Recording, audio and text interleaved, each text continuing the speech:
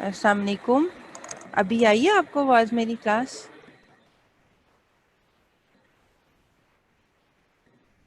चलें ठीक है। कैसे हैं आप सब लोग? उम्मीद है खैरियत से होंगे। चलें ठीक हो। अच्छा, आप लोगों का, मैं अल्लाह का शुक्र मैं भी ठीक ठाक। असल में आप लोगों का टाइम टेबल चेंज हुआ है। मुझे जो है पता चला है आप लोगों का कल भी टेस्ट है और एक सैटरडे को भी है आप लोगों का टेस्ट। कल आप लोगों का फार्माकोलॉजी का है। ठीक, तो फिर हम इस तरह करते हैं कि आज मैंने यही सोचा कि आपको ना टेस्ट रिवाइज करवा दूँ सैटरडे का, प्लस जो डॉक्टर मेहरीन ने कल सिरामिक्स पढ़ाया उसको रिवाइज करवा दूँ ताकि आप लोगों को चीज़ें हजम हो जाएं, मतलब आप लोग डाइजेस्ट कर सको। तो आपको अगर सिरामिक्स में कोई चीज़ नहीं समझ आई, हम पहले वो डिस्कस कर लेते हैं। अगर आप लोग कहते हैं कि पहले कंपोजिट्स को डिस्कस कर लें, कंपोजिट एंड बॉन्डिंग को, उसमें से जो आपको नहीं समझ आया हुआ टॉपिक, कुछ भी आप पूछना चाहते हो, कुछ भी, तो उसको हम डिस्कस कर लेंगे। ठीक है? तो आज मैं इस तरह करूँगी कि जो सिरामिक्स भी है उसको भी हम रिवाइज कर लेते हैं, बजाय कि हम उसमें भी आगे आगे भागें। पहले टेस्ट बता दूँ? अच्छा, उमैद मैं बस थोड़ा सा सिरामिक्स का 15 to 20 मिनट्स कवर करवा के ना आज का लेक्चर, तो मैं आप लोगों को कंपोजिट का देखते हैं, उसको भी करते हैं। ठीक है? अच्छा, सिरामिक्स मिक्स हो जाते हैं, इसीलिए मैं कह रही हूँ ना कि उसको हम वन बाय वन बार बार इसीलिए रिपीट कर रहे हैं ताकि जो भी उसमें मसले मसाइल हैं। मैं देखती हूँ कंपोजिट का लेक्चर जो है मेरे पास,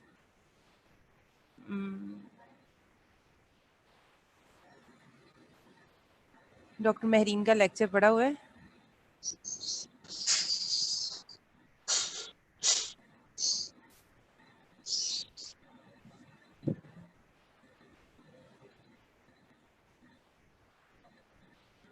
चलिए ठीक है, फिर मैं आप लोगों को ना कंपोजिट्स का थोड़ा सा इंट्रो दे देती हूँ। ठीक है, सबसे पहले तो आप लोग मुझे बताएं कि आप लोगों को कंपोजिट में कौन सा टॉपिक है जो आप मुझसे देखना चाहते हैं। मतलब आप चाहते हैं कि वो डिस्कस हो जाए, उसकी कंपोजिशन, उसकी इंडिकेशंस, कुछ भी अगर आपको याद हो, या आप लोगों ने शायद अभी पैथोलॉजी का ही पढ़ा होगा,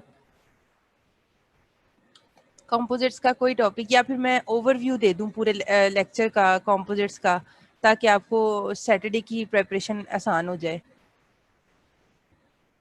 आई am waiting for your response. Vaniza, ये सिरामिक्स जो है ना, आप बिल्कुल फिक्र ना करें, हम उसको एक एक करके, आज मैं जो मेहरीन ने कल आपको बताया, ठीक है, मैं ओवरव्यू दे देती हूँ। ठीक हो गया? जो मेहरीन ने कल पढ़ाया है मैं उसको दोबारा से रिपीट करवाऊंगी।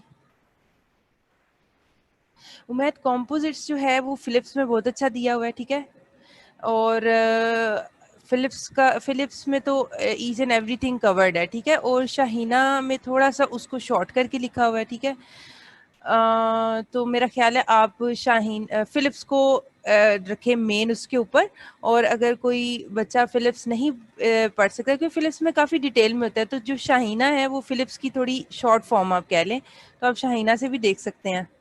ठीक है, चलिए मैं आपको ना, डॉक्टर मेहरीन का मेरे पास लेक्चर है, उन्होंने आपको कंपोजिट करवाया था, उसको मैं खोल के तो आपको ओवरव्यू दे देती हूँ। ठीक है, जो जो उसमें इम्पोर्टेंट चीज़ें ये मेरे पास पड़ा हुआ है। कंपोजिट्स, बस आप थोड़ा सा इसको जनरल देखते जाएं, मैं इसको बहुत क्विक रिव्यू दूंगी। पास्ट पेपर तो लाजमी देखें, पास्ट पेपर्स तो आप ये देखें कि यूएचएस के एग्जाम में पास्ट पेपर्स में से ज़रूर क्वेश्चन रिपीट होते हैं, तो वो एक हलवा एक किस्म का आपके लिए है, वो तो आप ज़रूर प्रिपेयर किया करें। ठीक है, और उसमें काफ़ी चीज़ें कवर हो जाती हैं।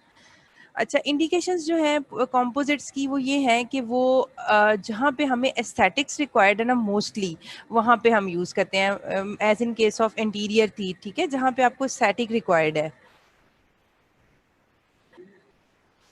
Restoration for interior and posterior teeth, यानी कि अच्छा, ऐसा नहीं है कि आप इसे पोस्टीरियर टीथ के लिए नहीं यूज़ कर सकते, आप इसे लो स्ट्रेस बेरिंग एरियाज में यूज़ कर सकते हैं। ठीक है, पिट्स एंड फिशर सीलेंट्स का अगर आपको याद हो तो मैंने ही आप लोगों को पिट्स एंड फिशर सीलेंट्स का बताया था कि जिन पेशेंट्स में कैविटीज नहीं होती, लेकिन उनका स्टार्ट होता है, यानी उस बिल्कुल ब्लैक से स्पॉट्स आपको नजर आएंगे, उस सूरत हाल में आप क्या करेंगे कि पेशेंट का बजाय कि पूरी कैविटी बनाने के उस छोटी से स्पॉट की वजह से उसका दांत ज़ाया करने की बजाय आप क्या करेंगे कि उसको हल्का सा रिमूव करके वहाँ पे पिट्स एंड फिशर सीलेंट्स लगा देंगे, उसको भर देंगे ताकि वहाँ पे मजीद जो है वो एक्सटेंड ना करे, वो पिट जो बना है, वो जो कैविटी स्टार्ट हो रही है उस वो आगे मजीद ना बढ़े, उसको रोकने के लिए we use pits and fissure sealants instead of making a full fledge cavity and making a restoration. ठीक है, तो composites can be used as pits and fission sealants. Bonding of ceramic veneers, आप देखेंगे कि ऑर्थोडोंट में जब आप ब्रेसेस को दांतों के साथ लगाते हो तो वो किस चीज़ से लगाते हो, वो भी आप कंपोजिट से लगाते हो। ये जितने भी आपकी क्लास में भी किसी के होंगे ब्रेसेस होंगे, उनको ये पता होगा कि कंपोजिट्स के साथ उनकी जो सीमेंटेशन है वो हमने की है। इसी तरह वनेयर्स जो बनाते हैं हम, उसकी भी बॉन्डिंग करते हैं हम सिरामिक वनेयर्स की, जो हमने अभी सिरामिक्स में पढ़ा भी है और पढ़ भी रहे हैं, उसकी बॉन्डिंग भी हम कंपोजिट्स के साथ करते हैं। To cement brackets in orthodontic treatment, braces जो मैंने आपको बताया यूज्ड एज प्लेट्स। ठीक हो गया। कॉन्ट्रा इंडिकेशंस क्या हैं? ठीक है, कॉन्ट्रा इंडिकेशंस ये हैं लार्ज पोस्टीरियर रेस्टोरेशंस। मैंने आपको बताया कि ये ऐसा नहीं है कि ये पोस्टीरियर रेस्टोरेशन में नहीं इस्तेमाल होता, लेकिन ये बहुत बड़ी कैविटीज़ के लिए नहीं यूज़ हो सकता, क्योंकि ये इतना स्ट्रेंथ नहीं है इसकी जितनी एक अमेलगम फिलिंग की स्ट्रेंथ है फॉर पोस्टीरियर रेस्टोरेशन। ठीक है, तो जो है जहाँ पे आपको लगे कि बहुत बड़ी कैविटी है, जहाँ पे ये रेस्टोरेशन को बहुत ज़्यादा एरिया कवर करना पड़ेगा, वहाँ आप इसे यूज़ नहीं कर सकते। इसी तरह ब्रक्सिज्म की जिनमें प्रॉब्लम है, जिन पेशेंट्स को दांत रगड़ने की मसला है, जो रात को दांतों को आपस में क्लेंच करते हैं, अक्सर आप लोगों में से भी किसी को ये मसला होगा, उसमें भी हम ये नहीं यूज़ कर सकते, क्योंकि ये इतना ज़्यादा लोड, मैस्टिकेटरी लोड इतना ज़्यादा बर्दाश्त नहीं कर सकता और ये टूट सकता है। इसी तरह ऐसे एरियाज़ में जहाँ पे पुअर आइसोलेशन है, जहाँ पे सलाइवा की कंटेमिनेशन जो है वो ज़्यादा हो सकती है, वहाँ पे भी आप इसे यूज़ नहीं कर सकते। ठीक है, अच्छा, बेसिक जो इसका आपको आना चाहिए वो ये है कॉम्पोजिशन में इसकी क्या है। ठीक है, कॉम्पोजिट का मतलब होता है कुछ चीज़ों का कॉम्बिनेशन, कॉम्पोजिट। ठीक है, तो इसमें एक रेजिन मैट्रिक्स होगा। ठीक है, इसमें फिलर पार्टिकल्स होंगे और इसमें कपलिंग एजेंट्स होंगे। ठीक है,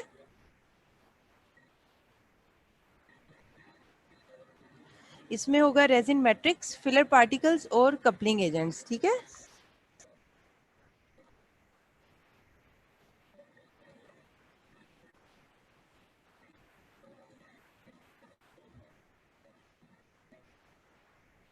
रेजिन मैट्रिक्स जो है वो मतलब एक मेन उसका मैट्रिक्स होगा, उसके अंदर फिलर पार्टिकल्स डिस्पर्स कर दिए जाएंगे और कपलिंग एजेंट्स जो होगा वो रेजिन मैट्रिक्स और फिलर पार्टिकल्स को आपस में जोड़ेगा। उसके अलावा जो माइनर कंपोनेंट्स में आ जाता है वो एक्टिवेटर एंड इनिशिएटर आ जाता है। जो अगर वो लाइट एक्टिवेटेड कंपोजिट्स हैं तो वो उसमें एक एक्टिवेटर होगा और एक इनिशिएटर होगा, एक इनहिबिटर होंगे और मॉडिफायर्स होंगे, कलरिंग एजेंट्स होंगे। ठीक है, ये इसकी matrix plus filler is equal to composite. ठीक है, यानी कि कपलिंग एजेंट ने उन दोनों को आपस में जोड़ा तो हमारे पास कॉम्पोजिट आ गया। Resin matrix forms continuous phase and binds the filler. ठीक है, reinforcing filler particle strengthen the composite. अब आप ये देखेंगे फिलर पार्टिकल्स हम क्यों डालते हैं, हर चीज का एक ना मकसद है कोई चीज इस्तेमाल करने का। तो filler particle strengthen the composite. ठीक है, अगर हम सिंपल रेजिन मैट्रिक्स यूज करेंगे तो उसमें तो बिल्कुल स्ट्रेंथ नहीं होगी। जब हम उसमें वो हाई स्ट्रेंथ फिलर पार्टिकल्स डालेंगे तो उसकी कंपोजिट की स्ट्रेंथ ज्यादा हो जाएगी। कपलिंग एजेंट्स जो ऑर्गेनोसिलेंस होते हैं, अब उन कंपोजिट्स को, उस रेजिन मैट्रिक्स को पार्टिकल्स के साथ भी तो किसी ने जोड़ना है ना, तो वो है कपलिंग एजेंट्स। ठीक है, एक्टिवेटर एक्टिवेट्स द इनिशिएटर। मैंने आपको बताया कि उसके अंदर एक्टिवेटर होता है और इनिशिएटर होता है। एक्टिवेटर वो होगा जो इनिशिएटर को एक्टिवेट करेगा to start the polymerization reaction. ठीक है, तो activator activates the initiator. Tertiary amine भी जो है हमारे पास एक्टिवेटर है। ठीक है, और इनिशिएटर जो है हमारे पास वो बेंजोइल पेरोक्साइड है, स्टार्ट्स द रिएक्शन। इनहिबिटर जो होता है प्रिवेंट्स पॉलीमराइजेशन ड्यूरिंग स्टोरेज, यानी कि हम वो डालते हैं जब हम चाहते हैं कि ये जो है रिएक्शन ना हो, यानी कि इन पॉलीमराइजेशन ना हो, तो वो इनहिबिटर्स होते हैं। और colouring agents give different shades to composites. ठीक है, ये इसकी बेसिक कंपोजिशन है और ये बड़ी इंपॉर्टेंट है। एक्टिवेटर क्या है, टर्शियरी अमाइन, और इनिशिएटर क्या है, benzoyl peroxide. Activator will activate the initiator benzoyl peroxide to start the reaction. ठीक है, अभी इन्होंने रेजिन मैट्रिक्स का बड़ी डिटेल में यहाँ पे बताया हुआ है कि ये एक्चुअली है क्या. It is that phase that polymerizes to form a solid mass and that bonds to the tooth structure. ठीक है, weakest and the least wear resistant phase. मैंने आपको बताया कि ये बहुत वीक होता है जो मेन मैट्रिक्स होता है. Absorb water, stains and discolour.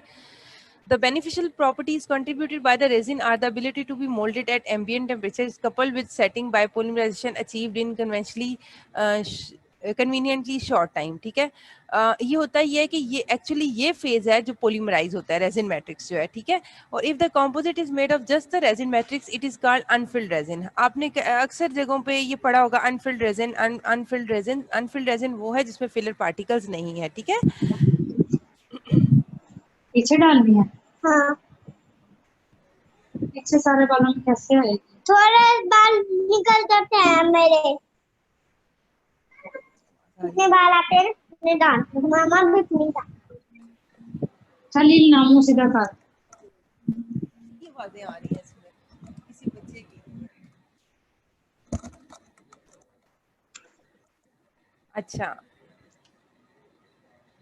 Com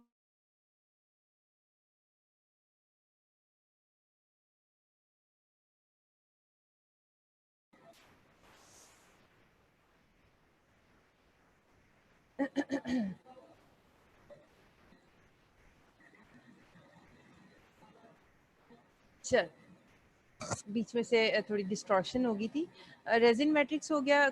monomers जो हैं वो यूज होते हैं इसमें बिस में. ठीक है, यूरिथेन डाइमेथाइक्रेलेट और ट्राई इथाइलिन टेग्मा जिसको हम बोलेंगे ट्राई इथाइलिन ग्लाइकोल डाइमेथाइक्रेलेट. ठीक है, ये मोनोमर्स हैं जो कंपोजिट्स में यूज होते हैं. फिलर पार्टिकल्स का क्या रोल है? इट इम्प्रूव्स मटेरियल प्रॉपर्टीज, उसकी स्ट्रेंथ को इम्प्रूव करेगा. It is 30 to 70% by volume, 50 to 80% by weight. ठीक है, इसका इतना अंदर परसेंटेज. क्लास आप लोग ये लोग अगर ओवरव्यू ले लेंगे तो आपको आगे ये टेस्ट प्रिपेयर करने में आसानी होगी. ठीक है, फिलर पार्टिकल्स का क्या रोल है? It improves material properties. Advantages में आप देख लें कि स्ट्रेंथ इंप्रूव होगी, एब्रेजन रेजिस्टेंट, एस्थेटिक्स, हैंडिंग, उसकी प्रॉपर्टी इंप्रूव होगी, reduces coefficient of thermal expansion, curing shrinkage is reduce. ठीक है, जो श्रिंकेज होती है इसमें आपको मैंने बताया था बड़ी डिटेल में, ये आपका एक टॉपिक था कि polymerization shrinkage is main problem of composite resin. तो अगर फिलर पार्टिकल्स जो हैं वो उनका ये भी रोल है कि वो क्योरिंग श्रिंकेज को कम करते हैं. ठीक है, अब इसमें टाइप्स ऑफ फिलर पार्टिकल्स आपसे पूछा जा सकता है कि कौन कौन से टाइप्स यूज होते हैं. 3 types of filler particles: quartz, colloidal silica, glasses और सिरामिक कंटेनिंग हैवी मेटल्स. ठीक है, क्वार्ट्ज, कोलाइडल सिलिका, ग्लासेस और ceramic containing heavy metals. If the composite is made up of the resin matrix and the filler is called field resin. मैंने आपको बताया था कि अगर फिलर्स अंदर नहीं होंगे तो अनफिल्ड रेजिन होगा. अगर अंदर हम फिलर्स डाल देंगे तो it is called field resin. Benefits of the filler: reinforce the matrix. वही बात बार बार रिपीट की हुई है कि फिलर्स का अंदर क्या काम है in composite resin. It reinforce the matrix, it reduce the polymerization shrinkage, it reduce thermal expansion and contraction, reduce water sorption and staining, improve workability by increasing viscosity. ठीक है, अगर आप रेजिन मैट्रिक्स में फिलर्स नहीं ना डालेंगे तो उसकी विस्कोसिटी बहुत कम होगी और उसकी हैंडलिंग कैरेक्टरिस्टिक्स जो है वो डिफिकल्ट हो जाएगी. उसको इम्प्रूव करने के लिए भी फिलर पार्टिकल्स यूज होते हैं. They increase the viscosity of that material, तो विस्कोसिटी वर्केबल हो जाएगी. ठीक है, और increase radio opacity. Types of filler particles 3 तरह के थे: क्वार्ट्ज था, कोलाइडल सिलिका था, ग्लास और सिरामिक कंटेनिंग हैवी मेटल्स. ठीक है, ये 3 तरह के थे. इनके आगे से क्या है ये आपने अब देख लेने हैं. होपफुली आपके पास ये डॉक्टर मैरी ने आपको ये दे दिया होगा लेक्चर भी. Effect of filler depends on the. अच्छा, अब ये भी है कि अब वो फिलर पार्टिकल्स का साइज क्या है, उसकी शेप क्या है और कितनी मिकदार में वो डाला हुआ है. दीज ऑल फैक्टर्स जो हैं determine the property of that composite. ठीक है, कि कितना फिलर साइज है, कितना उसका कंटेंट है और क्या शेप है उसकी. दे ऑल, पता है ये सारी चीज़ें उसकी कंपोजिट की प्रॉपर्टी को चेंज कर सकती हैं. ठीक है, increase in filler content increases mechanical properties. अगर आप देखें किसी कंपोजिट में एक बड़ी सिंपल सी बात है कि जितना फिलर कंटेंट आप ज़्यादा कर दोगे उसकी मैकेनिकल प्रॉपर्टीज इंप्रूव हो जाएंगी. लेकिन उसके फिर कुछ डिसएडवांटेजेस भी होते हैं. उसमें ये होता है कि विस्कोसिटी बहुत ज़्यादा हो जाती है.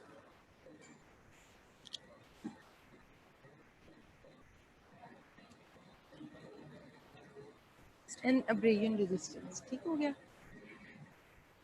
Factors that determine the properties and clinical applications of composites. ठीक है, amount of filler added size, मैंने वही आपको बताया कि जो प्रॉपर्टीज, अगर फिलर पार्टिकल्स की बात की जाए तो वो कंपोजिट के जो प्रॉपर्टी को डिटरमिन करता है उसका साइज है, उसका अमाउंट है और उसकी शेप है। ठीक है, अब कपलिंग एजेंट्स क्या होते हैं? कपलिंग एजेंट जो है वो मैट्रिक्स को पार्टिकल्स के साथ जोड़ते हैं। ठीक है, bond the filler particles to the resin matrix. Most commonly use और ऑर्गेनोसिलेन्स, और ऑर्गेनोसिलेन्स ज़्यादातर यूज़ होते हैं, और इम्प्रूव्स फिजिकल एंड मैकेनिकल। और ये भी जो है सिर्फ इसका जो कपलिंग एजेंट्स है, इसका काम सिर्फ उनकी जो है जोड़ने के अलावा ये उनकी मैकेनिकल प्रॉपर्टीज़ को भी इम्प्रूव करता है। ठीक है, और provides hydrolytic stability by preventing water from penetrating along the filler resin interface। आपने फिलर और रेजिन को जोड़ा तो वो उसके अंदर पानी की पेनिट्रेशन को भी रोकेगा। ठीक है, तो organocyanins which is a coupling agent has a very strong role in composites। ठीक है, inhibitors and accelerators, inhibitors prevent spontaneous polymer formation, heat light extends shelf life। ठीक है, इसमें मैंने आपको बताया कि कुछ इनिशिएटर यूज होंगे, कुछ इनहिबिटर्स यूज होंगे, कुछ एक्सेलरेटर्स यूज होंगे, वो अभी हम डिस्कस करते हैं।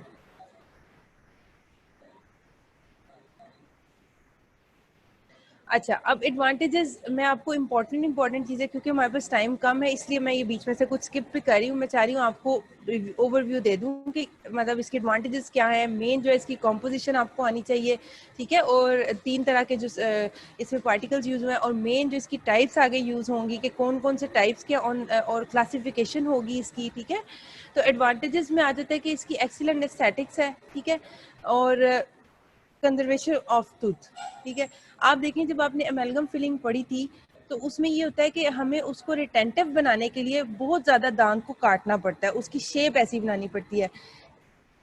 कंपोजिट के केस में ऐसा नहीं है, हमें कोई उसकी ऐसी, क्योंकि composites chemically bond with the tooth. ठीक है, तो addition to the tooth structure, तीसरा इसका जो एडवांटेज है लो थर्मल कंडक्टिविटी है, और ऑल्टरनेटिव टू अमेलगम स्टैटिकली जो है अमेलगम से बहुत बेहतर है। लेकिन इसके फिर जहाँ इसके एडवांटेजेस है वहाँ इसके डिसएडवांटेजेस भी हैं। It is very technique sensitive. Polymerisation shrinkage मैंने आपको बड़ी डिटेल में बताया था, इसका बहुत बड़ा एक डिसएडवांटेज है। Decrease water resistance, lag strength and toughness, आप इसको पोस्टीरियर एरियाज में इतनी कॉन्फिडेंटली यूज़ नहीं कर सकते, या जहाँ पे मैंने आपको बताया कि बहुत ज़्यादा जो tooth structure was involve in the caries, वहाँ पे आप इसको यूज़ नहीं कर सकते। Lag strength and toughness, biocompatible, ये इसके डिसएडवांटेजेस में नहीं होना चाहिए था, ये इसके एडवांटेज में होना चाहिए था कि यहाँ पे लिखना चाहिए था कि इसकी बायोकम्पैटिबिलिटी भी थोड़ी सी कॉम्प्रोमाइज्ड है यहाँ पे, क्योंकि इसमें अगर वो अनपोलिमराइज्ड, यहाँ पे ना आप ये बायोकम्पैटिबल इतना नहीं है। ठीक है, ये डिसएडवांटेज इसका है, क्योंकि इसमें जो मोनोमर्स रह जाते हैं ना, जो पोलिमराइजेशन में शामिल नहीं होते, जो आप कह लें कि जो मोनोमर्स पीछे रह जाते हैं, they are very irritative to the oral tissues. ठीक है, तो दैट इसकी बायोकम्पैटिबिलिटी भी थोड़ी सी कॉम्प्रोमाइज्ड है। ठीक है, अब यहाँ पे उन्होंने डेंटल अमेलगम और कंपोजिट को रखा हुआ है कंपैरिजन में। तो डेंटल अमेलगम इतना टेक्निक सेंसिटिव नहीं है, एस्थेटिक्स कॉम्प्रोमाइज है उसकी, लेकिन कंपोजिट की एस्थेटिक बहुत अच्छी है। Retentive form required, retentive form required मतलब मैंने आपको बताया कि अमेलगम को रिटेंटिव बनाने के लिए कि वो देर पा दांत के अंदर रहे, उसको हमें एक्स्ट्रा काटना पड़ता है दांत को, तो उसको रिटेंटिव फॉर्म देनी पड़ती है। लेकिन this is case is not with the composite restorations. ठीक है, वहां पे हमें रिटेंटिव शेप नहीं देनी पड़ती। तो this is the advantages of composite and disadvantages of dental amalgam. Dental amalgam की हाई कंप्रेसिव स्ट्रेंथ है और एक्सीलेंट वियर रेजिस्टेंस है, लेकिन अगर हम देखें तो कंपोजिट की मैंने आपको बताया है कि जो कंपोजिट की मैंने आपको बताया कि इतनी ज़्यादा उसकी वो स्ट्रेंथ और टफनेस नहीं होती, it lacks strength and toughness. ठीक है, ये फिर एडवांटेजेस और डिसएडवांटेज है। ओके, ये तो आपको था intro to the dental composites.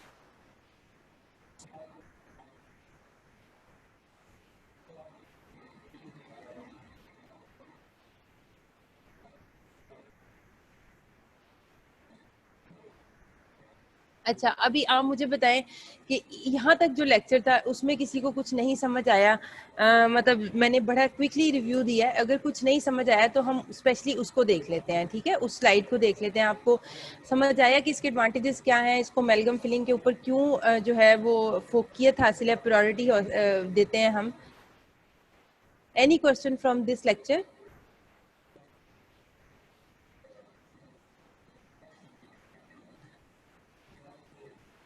Class question from this lecture? तो मैं आपको दूसरा डॉक्टर मेरीन का जो लेक्चर है वो भी रिवाइज करवा देती हूँ।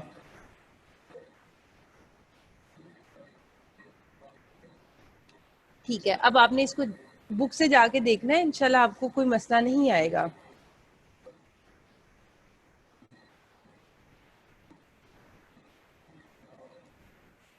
अच्छा, ये डॉक्टर मेहरीन का दूसरा लेक्चर है, ठीक है, इसमें उन्होंने क्लासिफिकेशन बताई है। क्लासिफिकेशन इज़ वेरी इंपॉर्टेंट, ठीक है, क्लासिफिकेशन और उसकी टाइप्स बहुत इंपॉर्टेंट है कंपोजिट्स की। तो हम क्लासिफाई करते हैं कंपोजिट्स को according to type of monomer. मैंने आपको बताया था ना कि मोनोमर बिस जीएमए है, टेक्डमा है, यूरेथेन डाइमेथिक्लेट है। तो on the type of monomers भी हम इसको क्लासिफाई करते हैं अकॉर्डिंग टू फिलर साइज। कितने नैनोमीटर का फिलर साइज यूज हुआ है, वेदर इट इज माइक्रोफिल्ड है या ये मैक्रोफिल्ड है या ये हाइब्रिड है। तो ये फिलर साइज के ऊपर भी हम इसको क्लासिफाई करते हैं। अकॉर्डिंग टू फिलर कंटेंट, कितना फिलर कंटेंट डाला हुआ है, और according two modes of activation, light activated है, हीट एक्टिवेटेड है, या तीसरा जो है एक और भी वो केमिकली एक्टिवेटेड, ठीक है।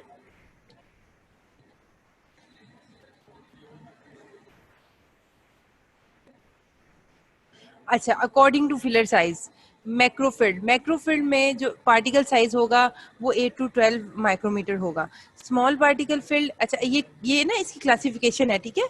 इसमें आ जाता है कन्वेंशनल और microfilled composite, small particle size composites, microfilled और फिर हाइब्रिड, ठीक है। तो मैक्रोफिल्ड जैसे नाम से पता चल रहा है कि इसमें साइज बड़ा होगा, तो 8 to 12 माइक्रोमीटर, ये आप याद करें, ठीक है। स्मॉल पार्टिकल में 1 to 5। अच्छा, आपने ये जो वैल्यूज है ना, ये बेहतर ये होगा कि आप फिलिप्स में से इसकी वैल्यूज याद करें, क्योंकि वो ऑथेंटिक होता है, उसमें जो भी आता है ना। तो small particle size 1 to 5 micrometre, microfilled में 0.04 से 0.4, यानी बहुत छोटे छोटे पार्टिकल्स, और हाइब्रिड में इन दोनों के दरमियान होंगे, माइक्रो और स्मॉल पार्टिकल्स और माइक्रो के दरमियान आ जाएंगे, ठीक है। तो on the basis of filler size हमने इसको क्लासिफाई कर लिया। On the type of filler particles के आपने कौन सा फिलर पार्टिकल्स यूज किया था, minute. Glass particles, pre polymerize colloidal silica, glass particles और कोलाइडल सिलिका जिसमें दोनों यूज किया, ब्लेंडेड, और स्मॉल पार्टिकल, ग्लास पार्टिकल्स और कोलाइडल सिलिका, ठीक है। अच्छा, अब ये पूरा टेबल दिया हुआ है, ये उसमें फिलिप्स में आई थिंक ये टेबल है, आपने फिलिप्स में से ये टेबल याद करना है कि कंपोजिट की कौन सी क्लास है, उसका पार्टिकल साइज कितना है, और उसकी क्लिनिकल यूज कहाँ पे है, इंडिकेशंस, ठीक है। ये क्लास आपने टेबल जो है फिलिप्स में से याद करना है, इसका क्लासिफिकेशन का, ठीक है, कि कौन सी टाइप है, उसमें फिलर पार्टिकल का क्या साइज है, और वो कहाँ कहाँ यूज हो रहा है, ठीक है। अब ये आगे से ये हमने क्लासिफाई किया, अब उसकी डिटेल दी हुई है कि मैक्रोफिल्ड कहाँ कहाँ यूज होता है, उसकी क्लिनिकल कॉन्सेंट्रेशंस क्या है, और स्मॉल पार्टिकल कहाँ कहाँ है और उसकी इंडिकेशंस किधर है, माइक्रोफिल्ड, फिर हाइब्रिड। अगर आप कहते हैं, अगर किसी को इनमें से कुछ नहीं समझ आया हुआ है तो मैं करवा देती हूँ, नहीं तो मैं चाह रही थी कि अब मैं हाफ एन आवर हो गया, मैं अब सिरामिक्स का थोड़ा सा कवर करवा दूँ। लेकिन यहाँ तक आप बताएं कि इसमें से क्या चीज़ है जो मुझे करवानी चाहिए।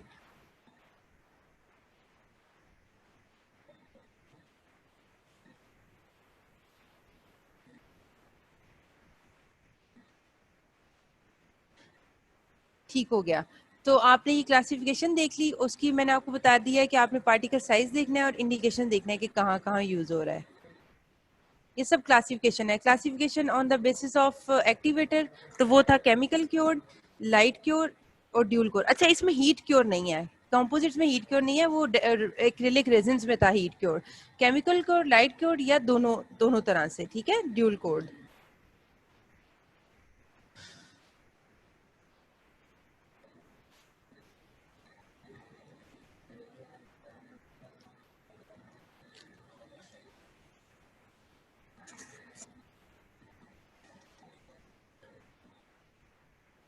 ओके, ये तो सब क्लासिफिकेशन की बात हो गई। अब आप मुझे बताएं कि आपको पॉलीमराइजेशन श्रिंकेज का रिवाइज करवाने की जरूरत है?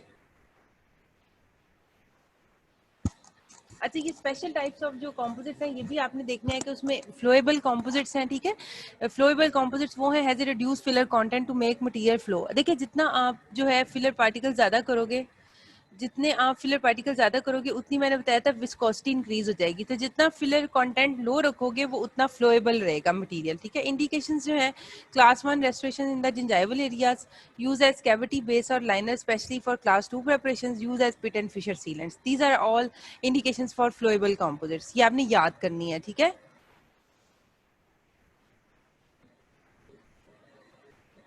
अच्छा, इसी तरह जिस तरह फ्लोएबल था, ये स्पेशल टाइप्स ऑफ कंपोजिट्स मैं आपको बता रही हूँ। इस तरह पैकेबल बल्क फिल्ड कंपोजिट है, has a filler particle that inhibits the filler particles by sliding to one another.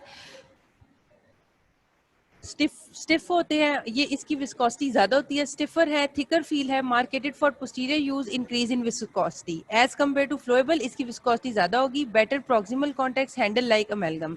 ये ऐसे ही लगेगा जैसे आप अमेलगम, मतलब उसको अमेलगम की तरह बनाने के लिए ये अटेम्प्ट की गई है कि इसकी विस्कोसिटी को इंक्रीज किया गया है और उसको उसी तरह से ही मैनिपुलेट किया गया है जैसे हम अमेलगम को करते हैं, और उसी तरह ही कैविटी में रखने की कोशिश की गई ताकि ये पोस्टीरियर दांतों के लिए इस्तेमाल हो सके। ये भी इंपॉर्टेंट है, पैकेबल कंपोजिट्स। फाइबर रीइंफोर्स्ड कंपोजिट्स हैं, ठीक है।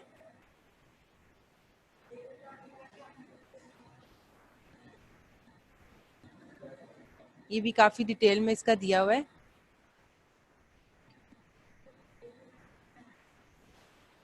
Polymerization shrinkage.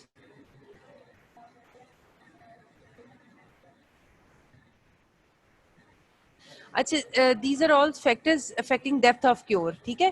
कि मैंने आपको बताया होगा, डॉक्टर महरीन ने आपको बताया होगा कि हम जब कंपोजिट्स को की एप्लीकेशन करते हैं, जब हम उसको दांत पे लगाते हैं तो हम उसको बाय लेयर लगाते हैं, क्योंकि ऐसा नहीं हो सकता कि आप पूरी फिलिंग उठा के दांत के अंदर रख दें और ऊपर से लाइट क्योरिंग कर दें। नो, आप उसको छोटी छोटी सी एक लेयर बना के उसको, उसकी थिकनेस मुझे अब मेरे जहन में नहीं आ रहा उसकी कितनी थिकनेस है, ये बुक से आपने देखना है कि उसकी उतनी थिकनेस लगा के फिर आपने उसको लाइट क्योर करना है, फिर उतनी ही थिकनेस दोबारा लगानी है, वो हार्ड हो जाएगा, फिर उसकी करना है, ठीक है।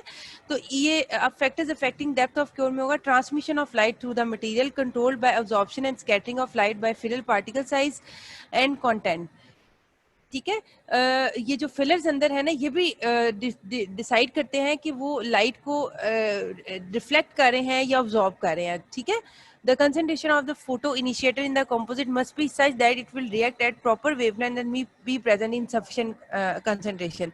आपको पता है कि इनिशिएटर की मिकदार भी इतनी होनी चाहिए, दैट इज बेंजोइल पेरोक्साइड, के वो रिएक्शन को स्टार्ट करवा सके और प्रॉपर लाइट को ऑब्जॉर्ब कर सके, ठीक है। इनिशिएटर ही वो केमिकल है जिसने केमिकल रिएक्शन स्टार्ट करना है, तो उसकी concentration is very important in composites, ठीक है।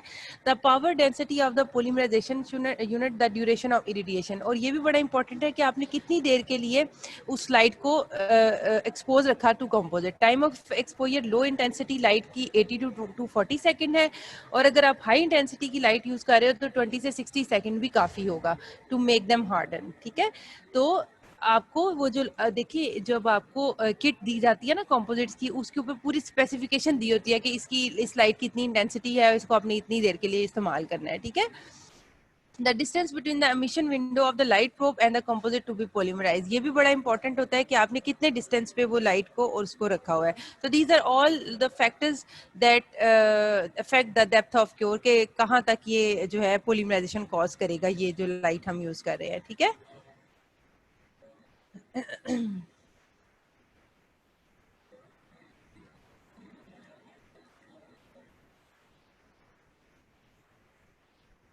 ठीक हो गया।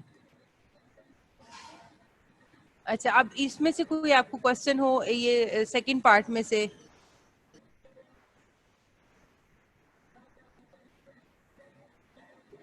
कोई भी चीज अब आपके जेहन में आ रही हो, इसमें हम थोड़ी सी डिस्कशन अगर कर लें 5 मिनट्स की, कि आपके कोई भी जेहन में आ रहा हो आपके कि मैम ये स्लाइड नहीं समझ आई, या ये कंपोजिट की ये बात नहीं समझ आई। इनिशिएटर का आपको पता लग गया, इनिशिएटर क्या होता है, एक्टिवेटर्स और इनिशिएटर का डिफरेंस पता लग गया कि इन दोनों में डिफरेंस क्या है। एक लाइट एक्टिवेटेड होता है, एक केमिकल एक्टिवेटेड होता है, और ड्यूल कोर भी होता है, ठीक है। Any question from this lecture also?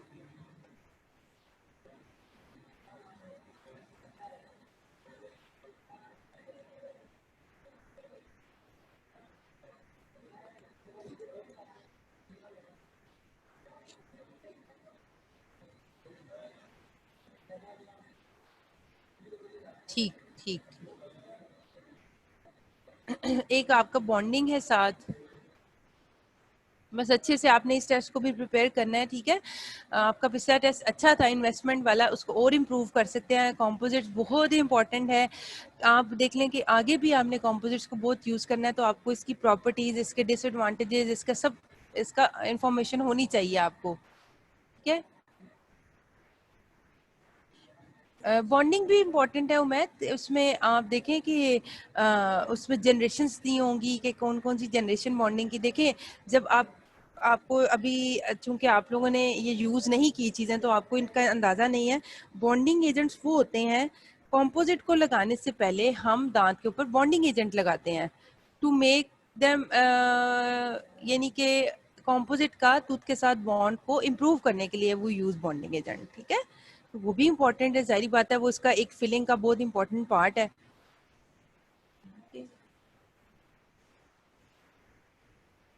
मेरा तो पूरा थीसिस इनफैक्ट जो है वो बॉन्डिंग के ऊपर है, क्योंकि अगर जो है कॉम्पोजिट का बॉन्ड टूथ के साथ स्ट्रांग नहीं होगा तो उस फिलिंग का कोई फायदा नहीं, ठीक है।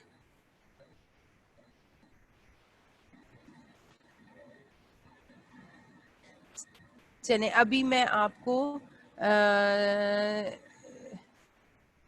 अभी आप ये बताएं कि आपका कोई क्वेश्चन नहीं है इसमें से, तो हम थोड़ा सा, जो मैं सिरामिक्स आगे नहीं आपको पढ़ाऊंगी, मैं आपको पिछला ही रिवाइज कराऊंगी ताकि आपको ये याद हो जाए चीज़ें। डॉक्टर महरीन ने, मैंने आपको करवाया था, हमने 5 टाइप्स स्टार्ट की थी। मैं आपको वो क्लासिफिकेशन निकाल के दिखाती हूँ।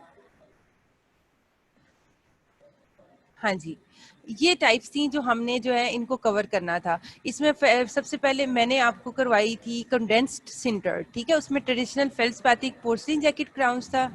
अब हम सिरामिक्स पे आ गए हैं, ठीक है। इसको हम 10 to 20 मिनट्स में इसको कवर करते हैं, ठीक है। फिर जो भी एंड पे क्वेश्चन आंसर्स का सेशन होगा वो कर लेंगे। अच्छा, इसमें ये है कि traditional feldspathic porcelain jacket crowns, porcelain jacket crown with aluminous core, ceramic jacket crown with leucite reinforced core, ठीक है। ये कोर के ऊपर डिपेंड करता है कि आपने कौन सा कोर यूज़ किया है। तो इसको कंडेंस सिंटेड को हम 3 कैटेगरीज में चेंज कर रहे हैं। दूसरा था कास्ट ग्लास सिरामिक्स, ये भी हमने बड़ी डिटेल में पढ़ा था। तीसरा इंजेक्शन मोल्डेड है ग्लास सिरामिक्स आईपीएस इम्प्रेस, ये भी आपका हमने नहीं करवाया। डॉक्टर महरीन ने आपको सिर्फ कास्ट ग्लास इन्फिल्ट्रेटेड सिरामिक्स करवाया है, इसको हम आज रिपीट करेंगे। फिर आपके पीछे रह जाएंगे इंजेक्शन मोल्डेड और मिलर सिरामिक। ये जो 3 आपने अभी तक पढ़े हैं, ये आपको अच्छी तरह फिंगर टिप्स पे याद होने चाहिए, ताकि जब ये नेक्स्ट 2 हैं आपको करवाएं तो आपको मसला ना हो, ठीक है, ये मिक्स ना हो आपको। तो मैं आपको ग्लास इन्फिल्ट्रेटेड सिरामिक्स को आज रिपीट करवाऊंगी, जो आपने कल पढ़ा, उसमें जो भी क्वेश्चन है।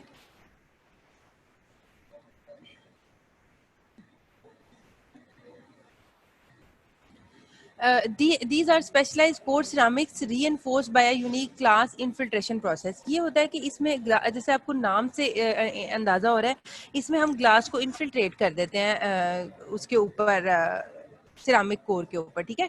और जो कोर मटेरियल यूज हो रहा है उसमें फिर इन तीनों को डिवाइड कर देते हैं, glass infiltrated alumina core, glass infiltrated spinal core और ग्लास इन्फिल्ट्रेटेड जिरकोनिया कोर। कौन सा कोर यूज हुआ है उस पर आप इसको 3 तरह में डिवाइड कर देते हो।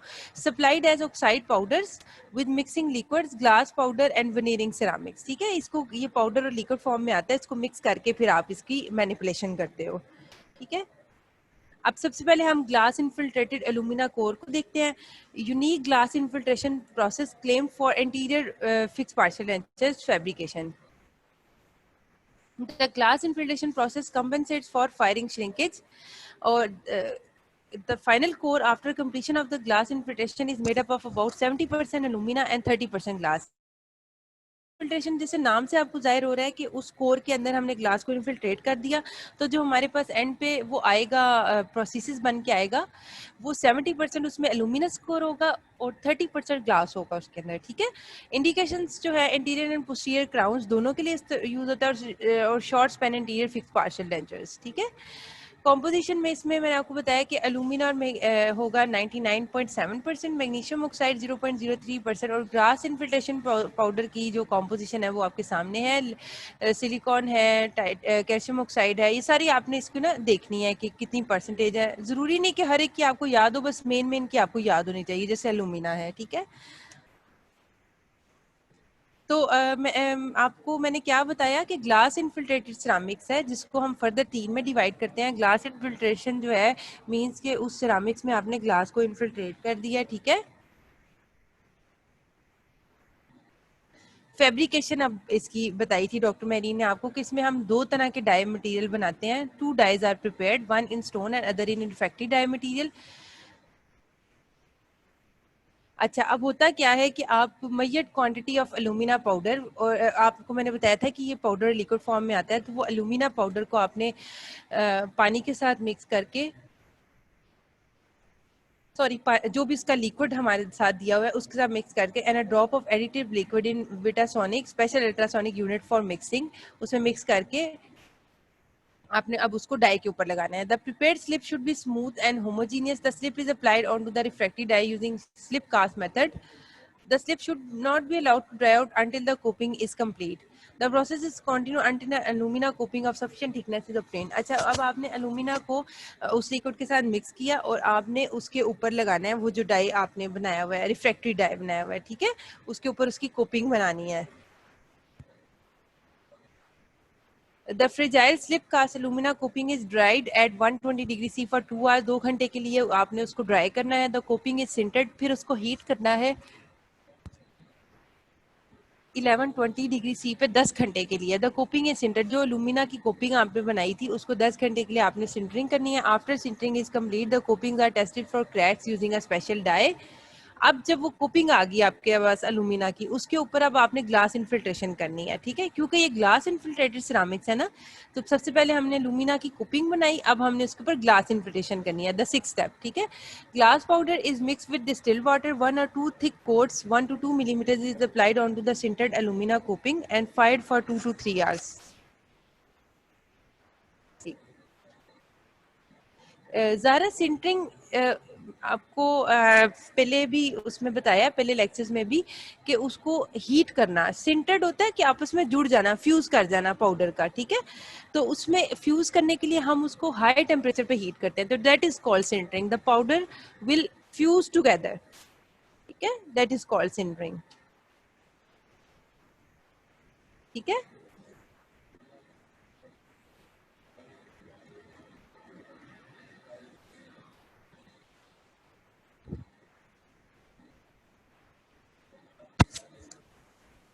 अच्छा, अब मैं आपको बता रही थी कि ग्लास इनफिल्ट्रेशन हम कैसे करते हैं। Glass powder is mix with distilled water, 1 or 2 thick quotes is applied onto the sintered alumina coping and fired for 2 to 3 hours at 1110 degrees C on a platinum foil. The glass melts and infiltrates into the porous alumina coping through capillary reaction। अब वो देखिए infiltrate करेगा इन alumina coping, ठीक है। The excess glass forms a glassy layer on the surface which is trimmed off using special diamond burrs। The coping is then built up using special veneering ceramics।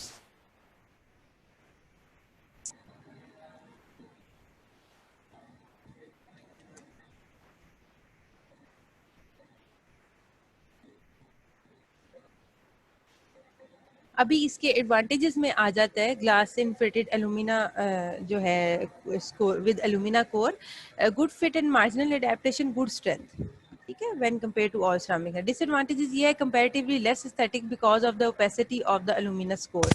इसकी radiopacity बहुत ज़्यादा होती है जिसकी वजह से इसकी एस्थेटिक्स जो है वो कॉम्प्रोमाइज होती है। क्वाइट टीडियस टू फैब्रिकेट, इसका जो मेथड ऑफ फैब्रिकेशन है वो थोड़ा सा टायरिंग है, थोड़ा सा डिफिकल्ट है, फ्रैक्चर्स ओकेजनली, ठीक है, ब्रिटल होता है ये। In addition to inlays on it, veneers and low stress crowns, this material can be used to construct low stress interior fixed partial dentures, ठीक है। For people allergic to metal based restorations, आप ये use कर सकते हो। जिन patients को allergy है मेटल से, उनमें आप ये यूज कर सकते हो। और where aesthetics is absolutely critical.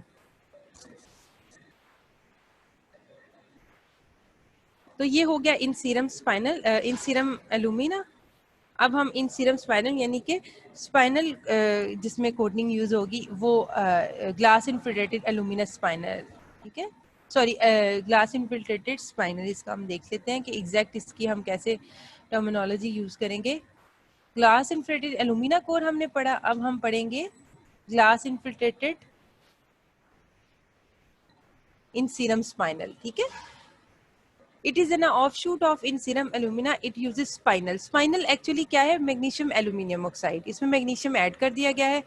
The fabrication process is quite similar to that for In Ceram alumina, उसी तरह इसकी फैब्रिकेशन होगी जैसे उसमें हमने 2 डाई बनाए थे, फिर सिंटरिंग की थी, कोपिंग बना के उसके ऊपर फिर हमने ग्लास जो है मेल्ट करके डाला था, उसी तरह ये है। लेकिन इसकी इम्प्लीकेशंस क्या है, वो उसकी ओपेसिटी ज़्यादा थी, यहाँ पे ट्रांसल्यूसेंसी ज़्यादा है। Its high translucency makes it a material of choice for crowns and restorations in aesthetic and stress free zones. ठीक है, contraindications क्या है, the high translucency contraindicates in a situation where the underlying tooth structure is severely discolored and needs to be masked। देखिए OPEC materials हम वहाँ use करते हैं जहाँ पे हमने अंडरलाइंग कलर को छुपाना हो। ट्रांसलूसेंट मटेरियल्स हम अगर वहाँ यूज करेंगे तो नीचे से वो कलर नजर आएगा दांत का डिस्कलर, तो ये वहाँ पे कंट्राइंडिकेटेड है, जहाँ पे नीचे टूथ जो है वो डिस्कलर्ड है, तो वहाँ पे आप इसे यूज नहीं करोगे। ठीक हो गया, और इसकी मेथड ऑफ फैब्रिकेशन जो है वो बिल्कुल सिमिलर है टू दैट ऑफ एल्यूमिना। ठीक है, और मेथड ऑफ फैब्रिकेशन भी उससे बहुत ज्यादा मैच करता है। इन सीरम जिरकोनिया, तीसरा जो है वो glass infiltrated with zirconium core. ठीक है, zirconia is a naturally occurring mineral. Crystals of it are used as substitute for diamond. In serum zirconia is the strongest of the 3 glass infiltrated core materials. ये तीनों में से जो सबसे ज्यादा strong होगा वो इन सीरम जिरकोनिया है। इसमें कॉम्पोजिशन बताएंगे आपके, जिरकोनिया 30% है और एल्यूमिना 70% है। तीनों में देखिए एल्यूमिना यूज हुआ है। ठीक है, its high strength makes in material of choice for posterior crowns, क्योंकि इसकी स्ट्रेंथ सब में ज्यादा है तो ये पोस्टीरियर क्राउन्स के लिए और हाई स्ट्रेस एरियाज के लिए यूज होता है। In cases where there is severe discolouration In Ceram zirconia help mask discolour teeth because of its greater opacity, इसकी भी ओपेसिटी।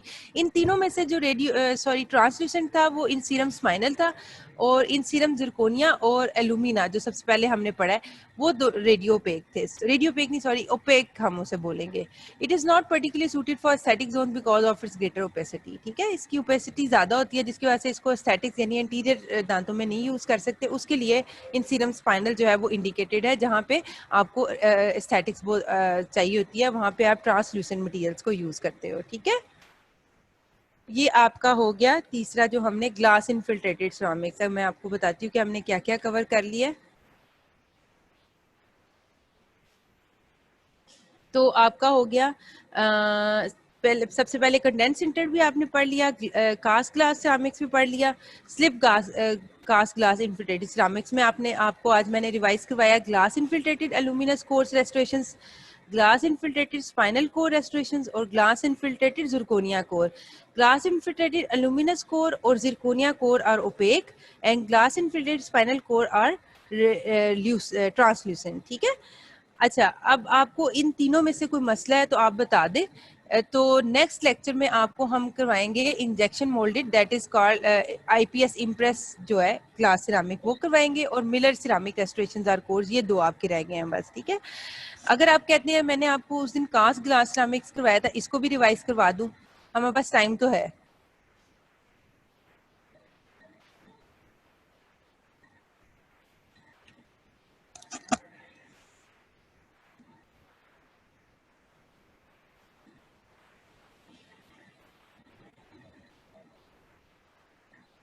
अभी मुझे आप बताएं कि आपको कौन से सिरामिक्स में मसला आया है या कौन सा में समझने में, जैसे ज़ाहरा ने सिंटरिंग का पूछा, कोई टर्मिनोलॉजी आपको अभी तक जो बेशक वो मैं बताइए, आप दोबारा से पूछ सकते हैं।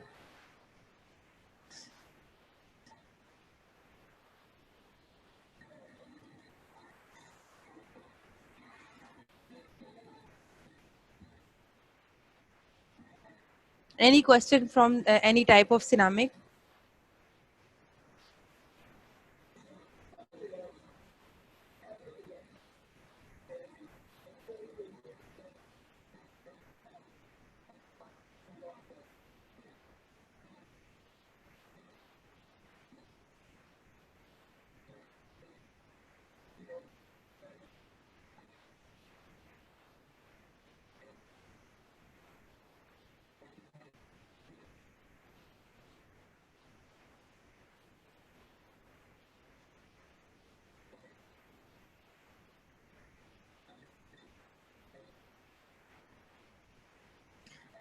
क्लास कोई क्वेश्चन नहीं इसमें से?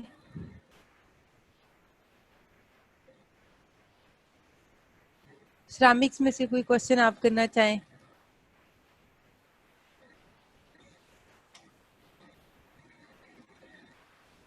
ठीक है। तो जो मैं मेरा लेक्चर था सैटरडे को, वो आपका कास्टेबल ग्लास सिरामिक था। जैसे इसके नाम से ही समझ आ रहा है कि ये कास्टिंग के प्रोसेस के जरिए हमने इसको फैब्रिकेट किया। Glass ceramics are materials that are initially formed as glass and then transform into ceramic usually by controlled heat treatment. इसमें हम सिरामिक का प्रोसेस करते हैं जिससे वो ग्लास में क्रिस्टलाइजेशन होती है और वो पार्शली सिरामिक में चेंज हो जाता है। ठीक है। इसमें जो है कास्टेबल था और प्रेसेबल था। दो तरह के प्रोसेस थे। एक सिरामिक मैंने आपको बताया था। It is quite unlike the previously mention, ये बाकी पोर्सलिन से बहुत डिफरेंट होता है। डाइकोर जो है इसमें मेनली यूज होता है। ठीक है। और its properties are more closer to that of glass, क्योंकि इसमें इनिशियली तो वो ग्लास ही है ना, जिसमें बाद में वो क्रिस्टलाइजेशन हुई और वो सिरामिक में चेंज हो गया। Its properties are more closer to that of glass and its construction is quite different. It is the only porcelain restoration made by centrifugal casting. The subsequent ceramic process मैंने बताया था कि वो formation of crystals है in that glass. ठीक है। तो फिर मैंने आपको बताया था कि Dicor glass ceramics very aesthetics. It is because of its greater translucency. जो भी मटेरियल ट्रांसल्यूसेंट होगा ना, उसकी एस्थेटिक बहुत अच्छी होगी। ठीक है। और यूजेस में आपको बताया था कि inlays, onlays, veneers and low stress crowns. Advantages में ईज ऑफ फैब्रिकेशन है, बनाना आसान है, गुड एस्थेटिक्स है, improve strength and fracture toughness है, गुड मार्जिनल फिट है, वेरी लो प्रोसेसिंग श्रिंकेज है और low abrasion of opposing teeth है। डिसएडवांटेज ये है कि inadequate strength of posterior use और internal characterization not possible, has to be stain externally to improve aesthetics.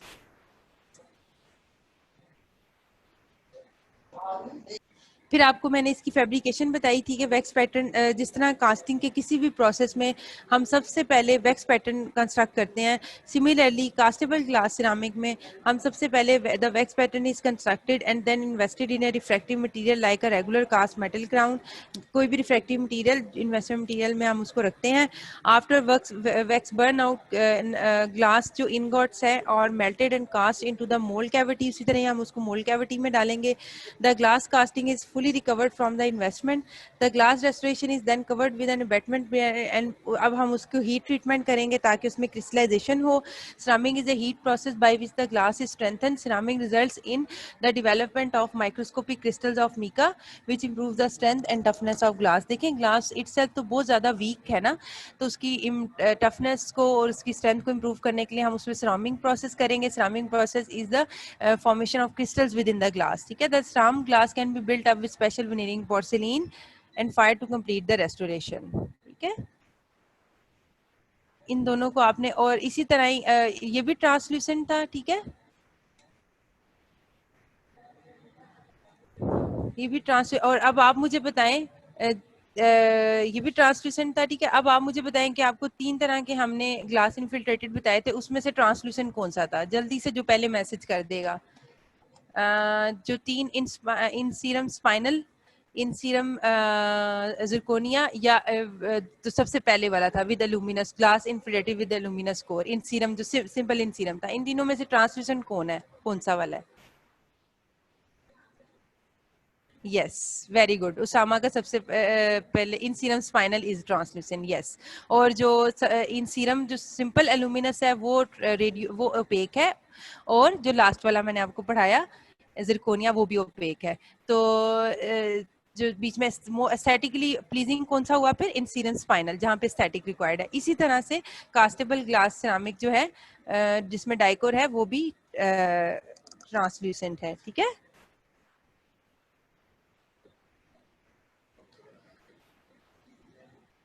चलें, ये हमारे एक ही मैंने आपको ट्रिया स्टेबलाइज जिरकोनिया भी बताया था। ठीक है।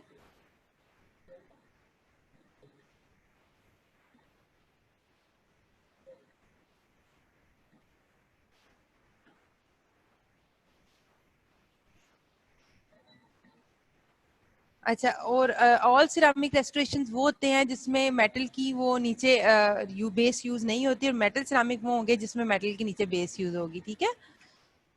क्लास अब आप बताएं, इसमें से तो कोई क्वेश्चन नहीं है पीछे से कोई भी रिपीट करवाना हो, कोई प्रोसीजर आपको ना समझ आया हो, कुछ भी रिपीट करवाने की जरूरत है? अब आप we are left with the two types of composites, that is IPS Empress injection moulded और मिलर सिरामिक रेस्टोरेशन। मैं ये नहीं करवा रही क्योंकि बहुत ज़्यादा आपको मिक्सअप ना हो जाए। आपने नेक्स्ट लेक्चर में आने से पहले इनको पढ़ के आना है, ये मैं आपको बार बार बता रही हूँ, इनको पढ़ के आना है, तभी आपको ये आगे वाले दोनों की समझ आएगी। ठीक है, कल के टेस्ट की आपकी कैसी प्रेपरेशन है? पैथोलॉजी का टेस्ट है, क्या टॉपिक है कल का आपका? कौन से चैप्टर का है? इस हफ्ते चूंकि आपके 2 टेस्ट है, इसलिए मैंने आपको आगे रिवाइज, बेहतर यही समझा कि आपको हम रिवाइज करवा दें। अच्छा, माइक्रो, ठीक है ठीक है। Gram negative bacteria, no preparation. अच्छा, आप लोगों का ये जो ऑनलाइन टेस्ट हो रहा है, इसमें आपको टाइपिंग में तो नहीं मसला आता? यानी कि टाइम, जितना आपको टाइम दिया जाता है, कुछ लोगों की टाइपिंग स्पीड ज़्यादा होगी, कुछ की कम होगी? आता है। और आप लोग लैपटॉप से करते हो या मोबाइल फ़ोन से ये सारा अपना कर रहे हो, जूम का जो भी है? ज़्यादातर आप लोगों की क्लास में से मोबाइल के थ्रू इसको करते हैं या लैपटॉप के थ्रू? ठीक ठीक ठीक, दोनों यूज़ करते हैं।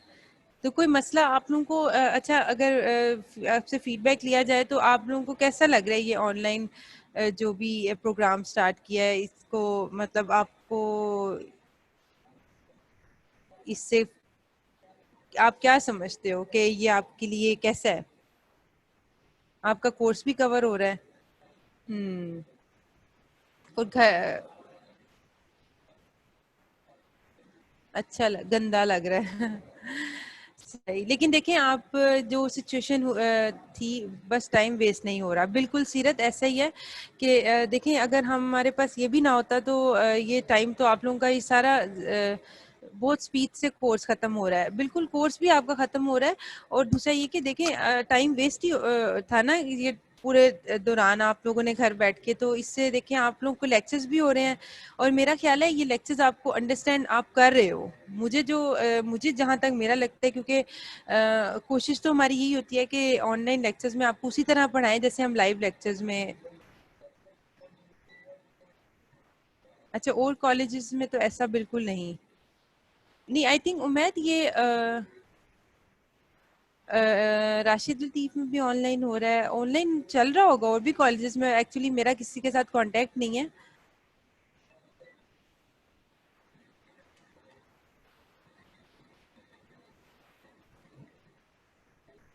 अब पता नहीं एग्जाम का क्या आप लोगों का एग्जाम कब होगा, इसका कोई नहीं? डिमोट में नहीं हो रहा, अच्छा। वो लोग क्यों नहीं वैसे करवाना चाहिए उनको भी, गवर्नमेंट वालों को भी करवाना चाहिए, क्योंकि इससे ये होना था कि आप लोगों का साल वेस्ट नहीं होगा। अगर वो लोग नहीं करवाते तो वो फिर टाइम मांगेंगे अपना कोर्स कवर करवाने के लिए।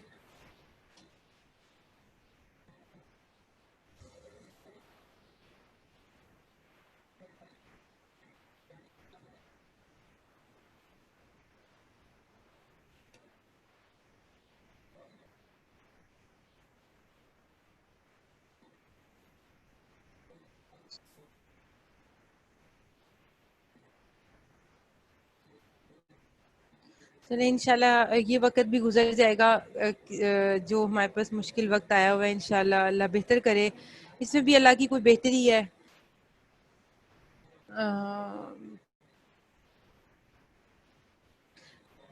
अच्छा, और सब लोग ठीक ठाक हैं? किसी को आप लोगों की क्लास में से किसी को कोई ऐसा मसला हुआ हो किसी की फैमिली के साथ, या कोई अल्लाह माफ करे किसी को? सब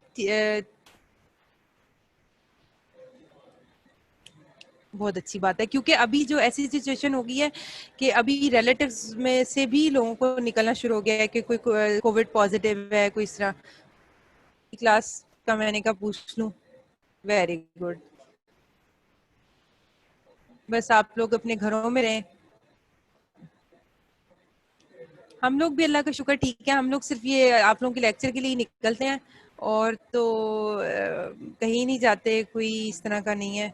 आगे अल्लाह ताला बेहतर करें, बस जल्दी ये अल्लाह ताला आप लोगों को ठीक ही रखे इंशाल्लाह। चलें ठीक है जी, अभी टाइम हो गया है। कोई भी मसला हो, कोई क्वेश्चन हो, हम इससे बाद में भी डिस्कस कर सकते हैं। आप मुझे मैसेज करके पूछ लें, इंशाल्लाह फिर मुलाकात होगी। Thank you very much for listening. Take care. अल्लाह हाफिज। अल्लाह हाफिज। Thank you very much. अल्लाह हाफिज।